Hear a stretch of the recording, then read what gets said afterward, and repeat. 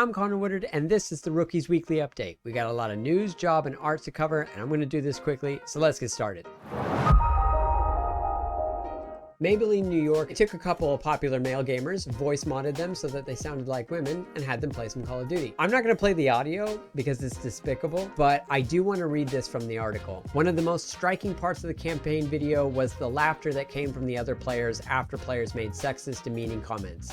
No one spoke up or was held accountable. And the only way you can really get through it is by surrounding yourself with people that genuinely support you and genuinely love you. Everyone's got to speak up and help each other out. You just got to step up and people will rally with you because it is the right thing to do. Gaming is made for everyone and it should be experienced by everyone. There are a lot of gamers in our industry. If you hear any of this crap going on, speak up for your fellow gamer. In artificial intelligence news, there's been two pretty pro-artist advancements. The first is the US Copyright Office saying AI-generated images do not qualify for copyright protection, as they are not the product of human authorship. This is my favorite take. I think it's clear that Pandora's box has been opened, and there's very little we can do to stop the proliferation of these AI-generated images. It's not even clear that we should, but I do believe that if you're using AI to scrape content that isn't yours to make new content, then that content belongs to everyone.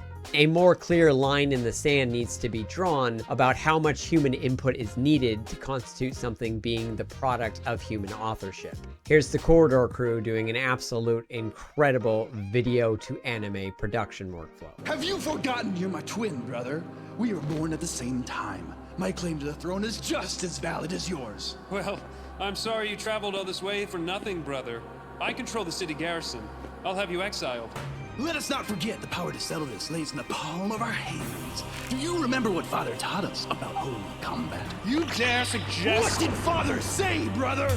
Obviously, in this instance, there's an incredible amount of human input that goes into making a production like this. The next really interesting update about AI is a new tool that can help protect artists' work from scraping. It's called Glaze. It's been built by a team at the University of Chicago, and it messes up AI vision. It changes the pixels very slightly in a way that most humans wouldn't notice, that seriously distorts the image for the AI scraping. And with this update, I can comfortably declare that the AI arms race over images has begun. There will be advancements that bypass or disarm this cloaking, and there will be advancements that make the cloaking more difficult to bypass. Welcome to the new world. Speaking of the new world, check out what Whisk Labs is doing. They're making that crazy scene from Minority Report a reality. Your memories, how you remember them. I don't remember any babies having stretched out pixels. I really can't decide if this is super cool or super sad. Tell me what you think. This man posted this amazing new face tracking algorithm. 2 rubber bands. It was right in front of us the whole time. Blender has released their 2-year roadmap, and it takes their updates from 4 per year to 3 per year. Thank goodness, it was too fast. None of us artists could even keep up with how much new cool stuff was coming out. And all the updates have been really awesome, but thank you for slowing down a little bit. As a quick side note, I just found this YouTube channel that goes deep into proceduralism and geometry nodes. If you're into that stuff, check out Arendelle on YouTube. The Verge has just published Meta's 4-year roadmap, which I not so secretly hate to admit looks pretty sick. 3 new Quest headsets, augmented reality glasses in 2027, and a neural interface smartwatch. This is going to be the craziest decade of all of our lives. I'm sad to report that Nintendo is too cool for E3 this year. The company said E3 didn't fit into their plans. Jay over at Cave Academy has donated 100% plus some of the cash earned from the Cave Academy shop to the Turkey-Syria earthquake appeal. They'll be doing exactly the same thing for March. So if you need HDRIs, light rigs, models, studio environments, not only are these some of the best in the industry, but they're also going to a really good cause. For the texturing and look development artists out there, I just found this awesome channel, Zoom In and Out. It has like no subscribers, but it has incredible footage of zoomed in textures.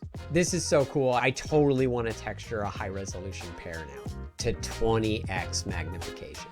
I don't think we need to go this deep, but we keep going deeper. First up in jobs, Kitbash 3D is looking for a material artist, full-time, remote. Everything I've seen from Kitbash 3D is really cool. This is a top-tier opportunity. Hitmarker's LinkedIn page has posted Blizzard's unannounced survival game openings. Treyarch is hiring a bunch of positions.